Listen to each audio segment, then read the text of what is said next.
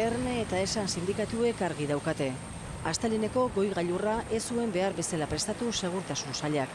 Bi sindikatu hauetako iturriek Euskal Telebistari esan diotenez, inork ez zuen ez ekiteko agindurik eman, baina gauzak gaizki eta koordinazio gabe egin ziren.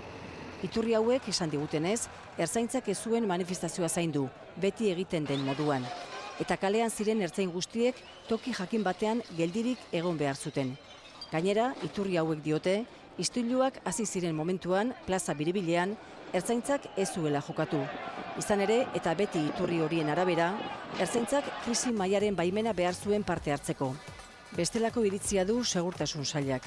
Euskal Telebistari esandakoren arabera, dispositiboa gune zehatz bat babesteko egin zen.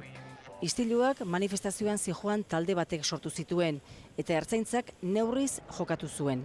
Alde batetik, manifestazioan zijoan jendetzari kalterik ez egiteko, eta bestetik, kalean zebilen jendea babesteko.